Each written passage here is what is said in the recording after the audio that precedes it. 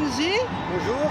Vous avez une association qui s'appelle le Rameau de la biodiversité. Si, c'est bien ça, ouais. Et est-ce que vous savez ce qui se passe aujourd'hui avec les paysans de Tulkarem? En fait, ce qui se passe à Tulkarem et se passe à peu près dans toute la Cisjordanie, il y a une campagne très forte des colons pour empêcher les Palestiniens de récolter leurs olives, de confisquer leurs terres et d'arracher leurs vergers. Comme notre ami par exemple El Fayez à Cisjordanie, à Tulkarem exactement, qui a perdu avec le mur de l'apartheid le tiers de sa parcelle et actuellement il a empêché, sa parcelle a été détruite plusieurs fois. Cette année, il a été détruite 2 fois et il est empêché d'accéder à sa parcelle de terre. Il a même reçu des menaces de confiscation de ses terres.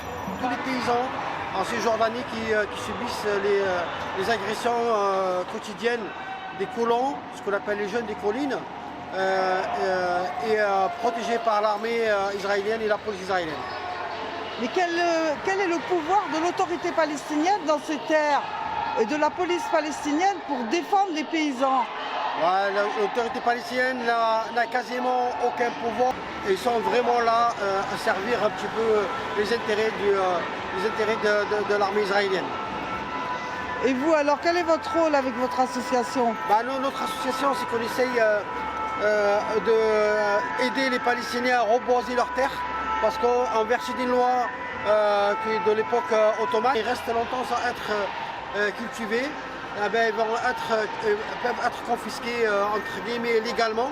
C'est pour ça nous en fait on essaye de collecter de l'argent, faire ce qu'on appelle le parinage d'oliviers pour essayer d'aider les Palestiniens à reboiser leurs terres, leurs oliviers arrachés ou cassés pour pallier en fait, à cette possibilité de confiscation des terres. Ils ont le droit de confisquer les terres quand les paysans palestiniens ne cultivent pas leurs terres? Voilà, il y a une loi de l'époque ottomane. Disent que si la terre n'est pas cultivée 2 ou 3 ans, ils peuvent la confisquer. Et de facto, en fait, eux ils font exprès d'arracher les oliviers, sachant qu'olivier, ça met très longtemps pour pousser et tout ça. Et en fait, ils savent qu'ils n'ont pas les moyens de reboiser aussitôt. Et du coup, nous, en fait, on essaye, avec nos petits moyens, avec la générosité de tout le monde, de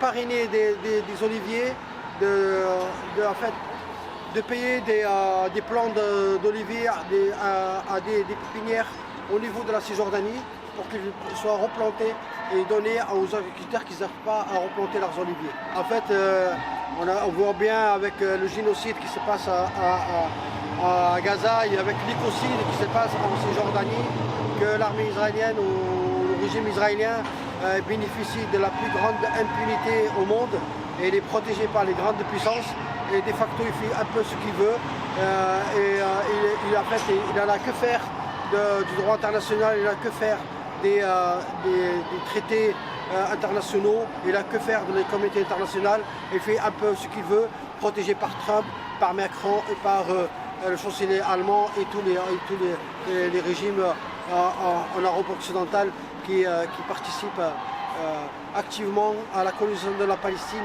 comme la France qui livre des armes à l'armée israélienne. Est-ce que vous pensez que la population française est consciente de ce qui se passe en Cisjordanie et à Gaza? Elle est soumise à des pressions extrêmement importantes, elle n'est pas consciente de ça, elle est plutôt tournée vers son quotidien et on voit que les médias mainstream vont dans ce sens-là, en fait, ils essayent de noyer le poisson en créant des polémiques là où il n'y en a pas. Et c'est notre rôle aussi d'être tous les dimanches dans les rues et faire des événements un peu partout pour rappeler la nécessité de se mobiliser contre le génocide et contre l'occupation de la Palestine parce que tout simplement ça va de notre humanité. Oui, mais est-ce que vous trouvez qu'on est nombreux dans les rues le dimanche? Évidemment, franchement, par rapport à 800 000 habitants à Marseille? Oui, bien sûr. Lorsqu'on voit la taille des manifestations par rapport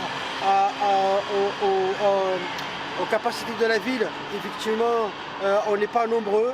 ça ne veut pas dire qu'on n'est pas efficace, ça veut dire qu'on doit y être là et inciter les gens à participer à ça parce que tout simplement ça va de notre humanité comme je disais et c'est vraiment, on est là dans la rue, c'est pour rappeler que nous avons un devoir à faire. Je rappelle tout simplement, sans faire du jeu de mots, que pendant la Deuxième Guerre mondiale, nos occupants étaient supérieurs aux résistants et malgré tout c'est la résistance qui a fini par gagner. Merci Mounji.